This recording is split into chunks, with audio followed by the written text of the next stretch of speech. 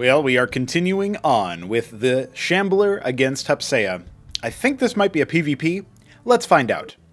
We are jumping into things with Hupsaiya in the bottom right, and no, it's PvZ, the Shambler in the top left. Well, this should be an interesting one. Hupsaiya was a little idle at the start, but we've seen him do that before, you know, streamer lifestyle. And, yeah. I also want to give a shout-out. I've been giving a lot of shout-outs to people lately. I want to give a shout-out to the Night Fox. The Night Fox has come on back from the brink and immediately started playing more games. He had previously departed a little while ago and was saying that he didn't have time to get good or something like that. And then when he came on back, he immediately started attacking Neblime, started fighting Neblime in ZVZs, I guess. So at some point we'll get to casting those. Are you Zerg? I'm saying I had no idea. Okay. A little bit of typing here, but it's a friendly kind of typing. He's saying nice. He's like, hey, dude, playing against Zerg. All right. Mute sound. I guess he's talking about the music, yeah. Shambler will occasionally link, like, random Sabaton playlists or whatever. You can hit Control-M to enable your music. Or disable it, if it's enabled already. Shambler going to go ahead and move forth. You know, it's nice to see Shambler as piloting a Droleth. That is sort of what he is supposed to be doing. There's a ZVP that Shambler played against Ecalypso more recently. That'll be interesting to take a look at since he was shaking off his Zerg rust, as he self-described. It's going to be a 2-gate, as Droleth is shooed away by this attempted scout. Tickle. And besides the tickling, we do have a hatch, not by the ramp, a hatch right next to the main. Interesting choice. I guess in theory it gives you a little bit more consolidated production. But normally people go hatch on ramp and then put a K-Grunt here, especially on Sideshow, right? Sideshow is like, I guess one of the last defensive maps left. I haven't removed it from Empire class yet, but I probably will be in general. And hey, maybe these games will be the last time we see that map. You never know, man. I feel like we've probably got more replays in the can of both Germination and Titan Forge and this map, but you know, we'll see how it goes. So these guys have been dancing for a while, but the Zealot will just come in and break up that fight immediately. No bias, of course, just clearly dealing with the aggressive guy. He's on the wrong side of the map. If that Zealot had come over here, he would have whipped the Scribe's ass instead. That's how that goes. So it's a fast expansion for the Shambler. Well, maybe not super fast, but still. I would call this a fast expo. He's doing it before his first military unit hatches. He's only got now making one pair of Zeths when the Zealot is already in his base. So there are 2 Legionnaires as a follow-up. Hupsaiya could go aggro here. Remember, no defenses or anything. But, you know, the worker drills are still more than capable of sort of dealing with this. You can see him doing the similar move to what you do in Starcraft 2, actually, where you bumble the workers into one spot, and then they kind of just keep moving around here. All right, that left side Zethra core is very, very low. Now it looks like 2 of them are low, but hey, Hupsaiya doesn't have the focus fire here. Could just A-move and kill, like, 2 Zeths. Yeah, there's one. And looks like, oh no, is he only going to get 1 Zeth with a Zealot? That would be a little bit of a missed opportunity here. It looks like that will be the case. Gets ambushed and pushed into a corner. Now, there are 6 Legionnaires out. Those will absolutely blow apart the Zethra cores. Quasilisks, on the other hand, I mean, they're instant hit, so they ignore the chance to miss a projectile that the Legionnaire sometimes has because of its teleport. And they're just really good, man. They're just really good. So we'll have to wait and see if Shambler is going to march across the map with them. For now, he's just going to go ahead and apply a little bit of pressure, but it looks like Hupsaiya will be good to take a Nexus. Love to see that. All right, a little bit of a tickle, a little bit of a love tap.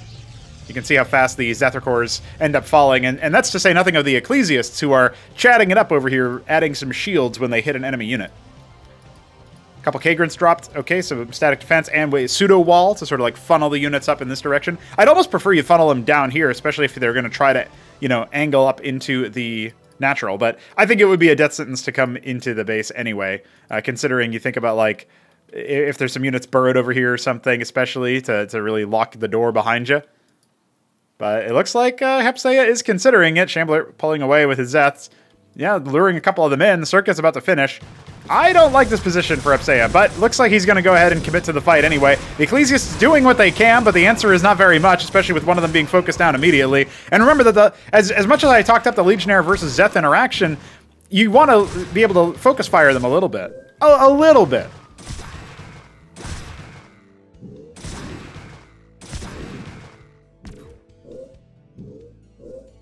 Cops are after me. Commentary too good. All right. What's happened here? We have a second gate, third gate, actually, coming up.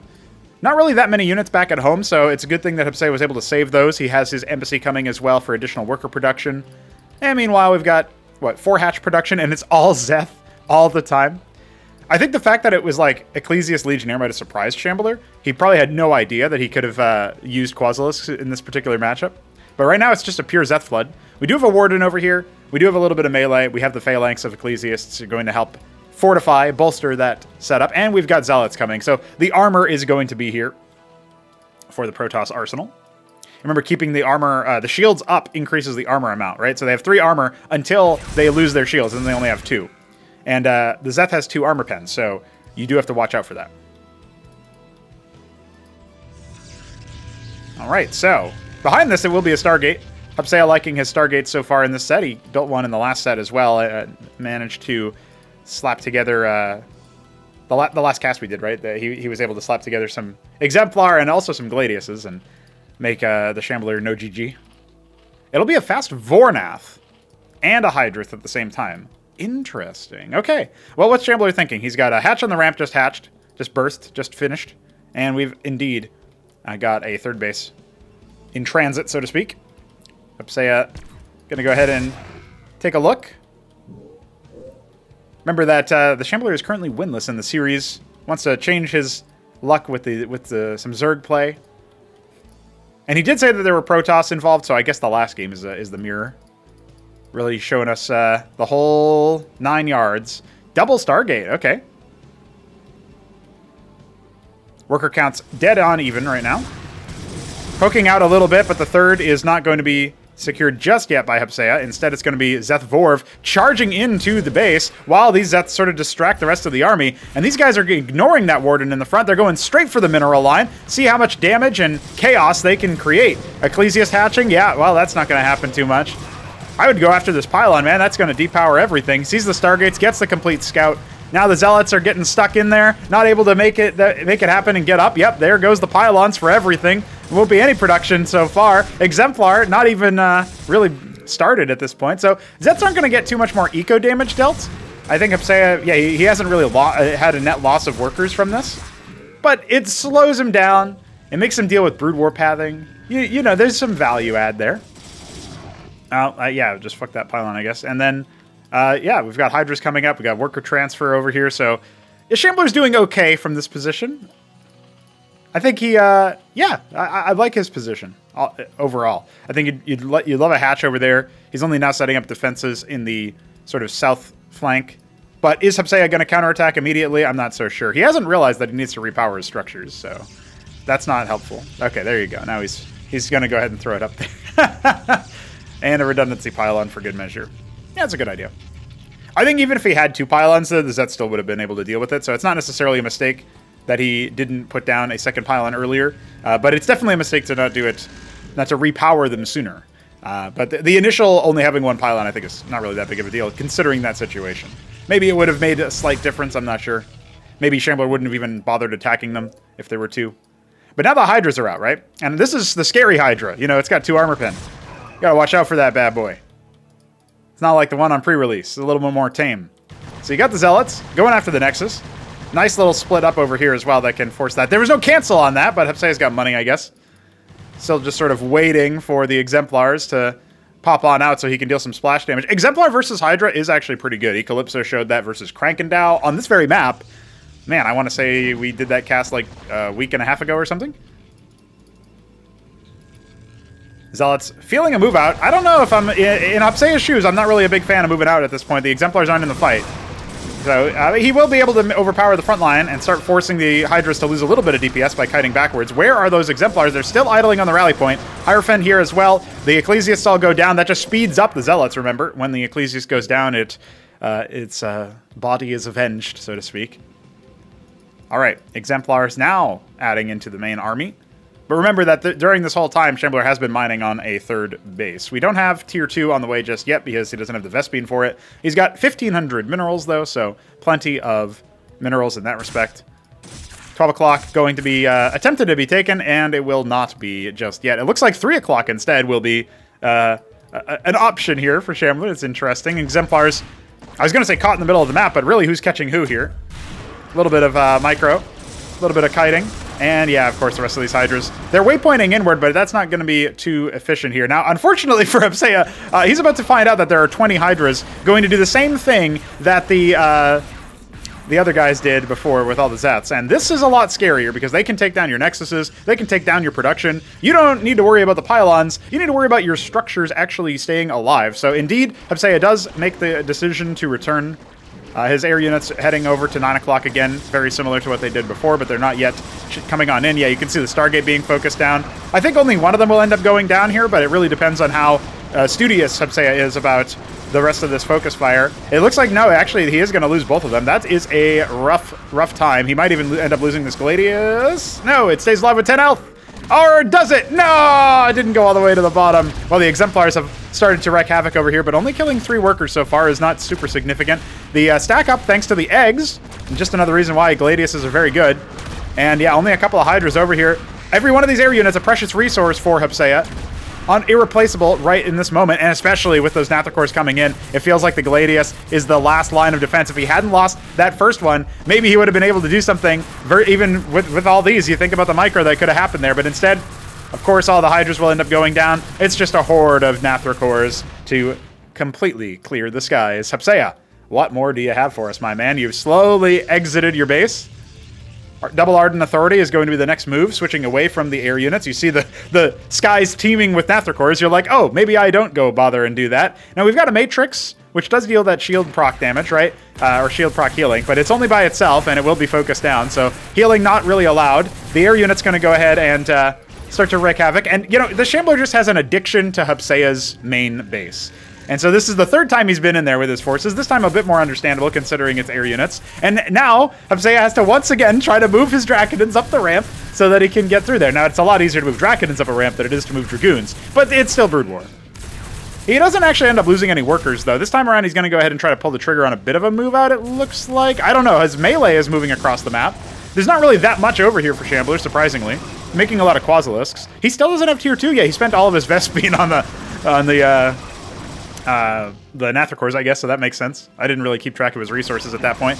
You know, for just sending a couple of Zealots across the map, this actually did a surprising amount of damage. Something that we're trying to move away from in 1v1 map making is having buildable stuff right next to ramps, because obviously the cliff advantage gives you a really overdetermined position there. So making it so you have to hold it with units instead of military, or instead of structures, is actually pretty good. Now, tier 2 just went down for the Shambler. It's only 12.5 minutes, you know, no big deal. Reestablishing the resources, making sure that his harvests are still good, but Shambler now taking the middle of the map as well as 12 o'clock, so he's swimming in Vespene pretty soon. He's also still got this base up and running that he's mostly taking as a denial. He hasn't actually harvested too much from it, or maybe he's only now sent all of these workers into defenses. I'm not really 100% sure how that one worked out. The one witness is going to spot the army moving out on the mid-left, so Hupsaiya will be more than aware of what's going on, but I don't like his position nearly as much as I like Shambler's, considering the position. This might be a doozy to watch for the anti-Shambler society.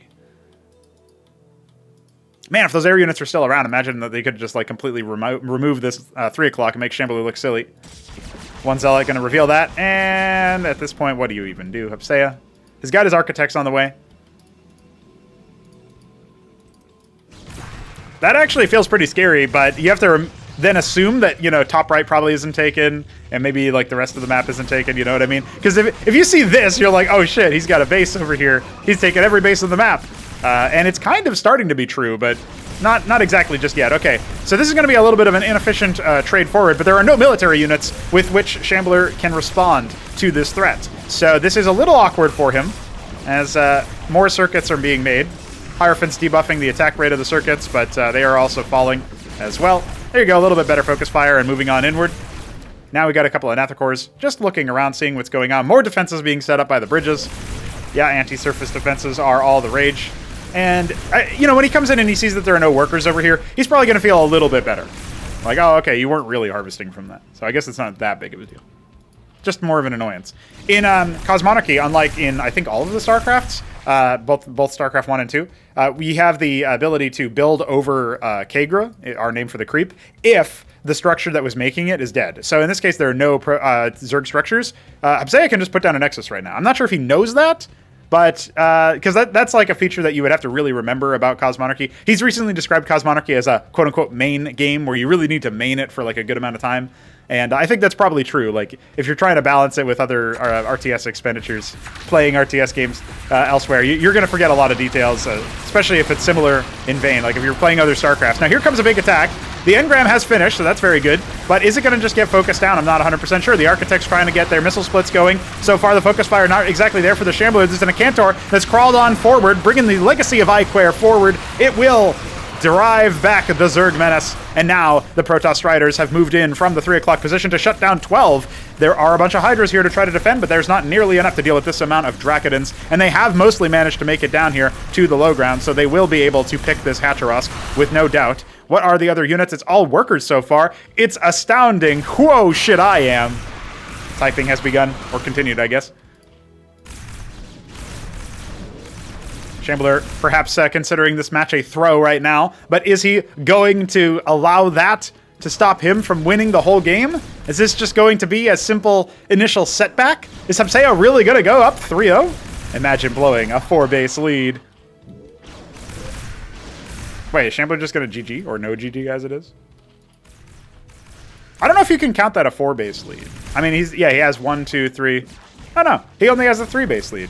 I guess he's talking about when Shambler, or when Hupsaiya didn't have his third, but then when that was the case, he didn't have this and he didn't have that. And neither of those were really mining. This is still not really mining, it's just gas, right? So I'm not sure about that one. I think Shambler is too busy typing, and maybe he's filling Hupsaiya with false confidence while he techs up. He's got the Kaffrolosks. These create the advanced strains. So when you make, from the larvae that those make, you can make like the Bactylisk, which is the Hydralisk evolution, directly from the larva. Now, I've seen Zerg players build Bactyls versus Protoss, and I'm interested in what their theory is. Because I guess, like, if I had to steelman that position, spoiler, I don't necessarily know if it's the best move. I guess the idea is that if you get a favorable engagement, you can splash a lot of or bounce on a lot of the units, and then suddenly you've got yourself like a lot of anti-shield regeneration or something like that. But most of the Protoss units have armor, and the Bactylisk has no armor penetration, so you need some other way to rend armor, and currently Zerg don't really have a good way to do that versus ground armies, right? They can do it pretty well en masse versus air, but not versus ground. This might be a deciding factor here. This is a pretty big battle, and there's not really that many units here for the Shambler, particularly to deal with these high-tech power units from the Ardent Authority. The Acantors, the Architects, Wrecking Face, Bactylisks trying to do their best. They have chewed through the rest of the forces finally. And I guess, you know, the Bactylisks are working out in the numbers that they were there, but I feel like maybe this needed to be a decisive victory for Shambler. He still lost tempo by losing out on access to the 9 o'clock position. And now, with 12 o'clock gone, it is a potentially vulnerable position. There are advanced anti-surface defenses that Hupsaiya does have to respect. He doesn't have any detection. I mean, he has a witness over here. He could maybe use the Architect's range to his advantage, but maybe he doesn't want to do that. Does he even know that bottom left has been taken? Bottom middle has also been taken. Interior 6 and 12 are the domain of the Shambler for now. And I guess the game goes on. Shambler typed a lot, but didn't type GG and didn't not type GG and leave anyway, so we are still in the game. Anti-Shambler Society still has hope. But is it false hope? Has it been put there by a menace to society? That particular society, mind you. If you ask 3Crow, then Shambler is a brave and honorable servant of the United States Cosmonarchs, USCM. You can join that clan as well. Engram has been established. Not ideal for the Shambler. Good amount of minerals in the bank for Hupsaiya. Fairly commonplace situation to be in.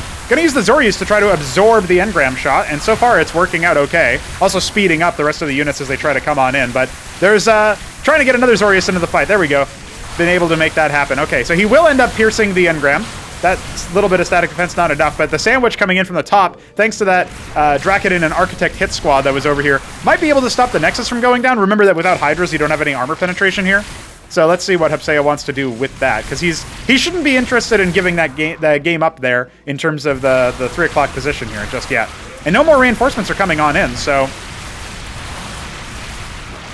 Oh, okay, I was going to say, what are they attacking? It looks like it's the Convolesque was giving them brood spawn, so that actually did kind of slow them down long enough for that Nexus to end up falling. So that's actually pretty good. I was like, wait, what? What's happening there?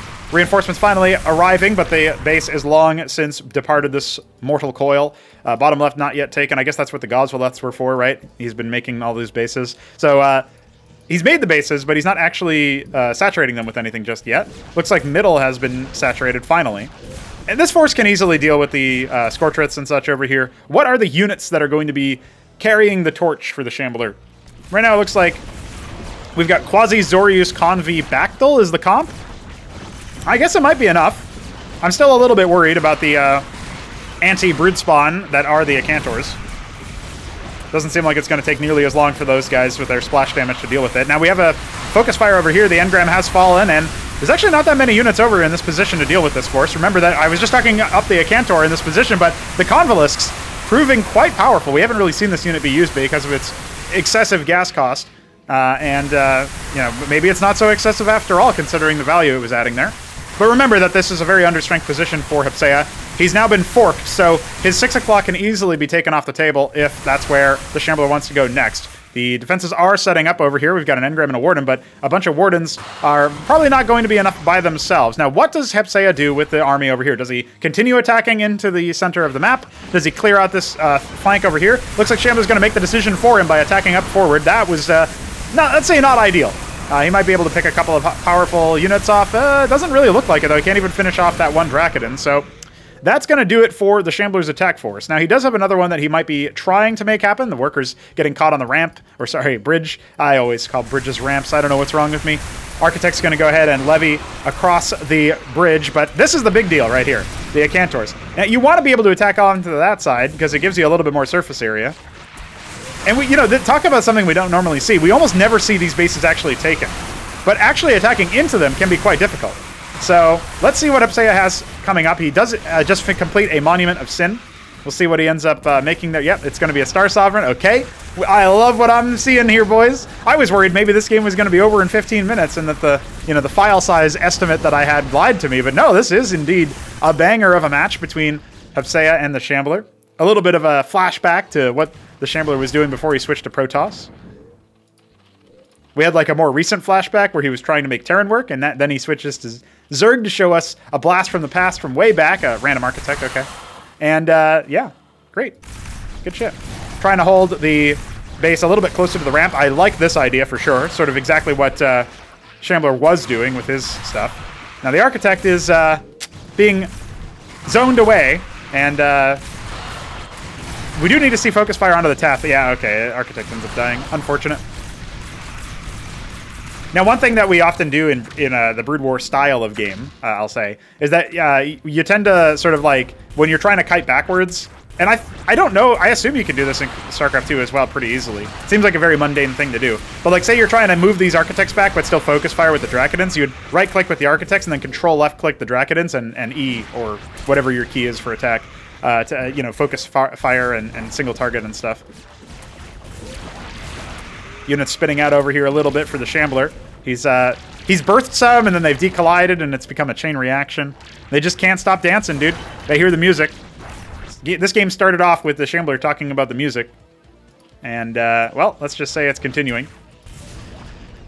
Quite a fitting color for Zerg, I might say. Sunglow. This is Bedazzled Blue for Hupsaiya. It's alright. Does work. So, Wardens are going to be able to protect versus the Zeths, but what else do we got here, right? Looks like, okay, the Star Sovereign has taken flight. Anti-Shambler Society eagerly awaiting the glassing moment. But it will be scouted. So now, the Shambler will know to worry about it. Man, both players have so much money. Minerals especially. Vespene a little bit less so on Hupsaiya's side. A little bit gated by that. Could be capping his geysers for sure. Looks like he did over here, but needs to actually saturate that base. Now, this attack force is going to get cleaned up. At the same time, there's more of a skirmish happening on the right-hand side of the map. There's so much going on in this match, and Shambler just can't get his front line wrapped around over here, it seems. Simple shift right-click order might do it. Doesn't have the wherewithal right this moment. The Servitors popping off over here. The Acantors just waddling on in. They could attack and just clean this up. Looks like maybe they'll do it at the very last second. But is it going to be enough? I'm not so sure. Only 2 more remaining, and it looks like this force has been cleaned out and forced on back. 12 o'clock in top right, never actually retaken. Shambler does have this base. Oh, he's only now saturating the 9 o'clock. Oh my god, that's been up for so long. Bottom left is seemingly like halfway saturated. At least it's saturated on the gas. He doesn't have much saturation going on the minerals. He's going to try another attack force over here, but even with all of these Tetzora cores would have good sustain. I feel like the sustained forces from the Wardens should be enough here, but let's see what happens. You never know how exactly it's going to go. Remember that the engram is a little far away from actually being able to do anything, and when the Zorius hits, everything moves a little bit faster, doesn't it? What's the reaction? Hupsaiya finally cracking this position here, but the mass Gorgra cores gonna be a sudden switch over. Not really any anti-air splash. He's got a lot of Dracodons and Servitors. Looks like Shambler looking for an opportune target, trying to focus down the artillery. The Acantor's still surviving for now. Can he engage and distract them? Meanwhile, back at this base, workers have mostly died. At the same time, I don't know if the Nexus is actually going to go down. A blob of other units is moving through. Star Sovereign has arrived and is now going to see if it can use its interception missiles as a makeshift splash. They do a little bit of splash. Is it going to be enough? I think the Gorgs are going to fall, but they have done their job, right? And they've also littered the ground with a bunch of corpses. We got more Gorgs coming. Their versus air is not very good, so don't get excited. I don't think the Star Sovereign's going down anytime soon. But this Nexus has indeed fallen. 6 o'clock going down. Is Hupsaiya going to be in shambles after this? Falling on back. You can see the Gorgs trying their best to deal with this Star Sovereign, but that's just not their bread and butter. That is not what they're best at. Architects dealing with the Zorius. Best they can, anyway. But yeah, 6 o'clock falling is a pretty big blow to Hupsaiya's gas income. He still hasn't saturated his gas over here. Remember, the gas never depletes. The minerals run out, but when they run out, they just become less efficient. There's no impermanence here, so we can see the players still make things happen. It's just not nearly as ideal. Although Hupsaiya has really not struggled for minerals in a while. Mass Muta, going to be the chance here. We have half HP on this Star Sovereign. Does have to watch out. No splash has been made yet. Hupsaiya not going for the Positrons out of his Ardent and not going for anything else. I'm looking through the rest of his stuff. He's got a second Star Sovereign that just finished. Star Sovereign, it does have the missiles. Remember, the missiles can and will deal splash damage. So, Hupsaiya trying to kite that one. Obviously, a little bit ill-advised. Second Star Sovereign is going to see if it can make its way over, but right now the Zorius are attacking the third base that was not being mined from anyway, so is it really much of a loss? Well, it certainly feels like it when you end up losing it. Utter chaos of the map. The Star Sovereign not protecting the poor Nexus. More mutas flooding in. See if they can shut that base down as well. Effectively, Hupsaiya has been on 3 bases, so this doesn't really change the question for his economy, but it would have been easy for him to scale up a little bit more. Protectors have arrived as well. The Muta's going to try to focus down the Star Sovereign. You get 2 per egg in Cosmonarchy. So you can get them to a much faster degree, but they're not so good versus the armor than the Star Sovereign. The Star Sovereign has an absurd amount of armor by default. You could mutate some Vithralisks, but it doesn't look like the Shambler wants to do that. He thinks he can overwhelm with pure numbers. And maybe he's right. As right now, the Star Sovereign is already leaving the building, and it's going to go in for a Desperation Glass, I think. This one is just idling by the rally point here. Hupsaiya, yeah, he's full vision on. He's full tunnel on. He wants to get rid of that. His 3 o'clock base is gone. I think this game's over. We just need to see the glassing, and it will go off, or... it does go off, but the mutas are going to be able to overwhelm it. I'm not sure it'll even get that Hatcheros. No, they will. It should be able to get it. You can see the power of the armor here, just reducing the damage so much.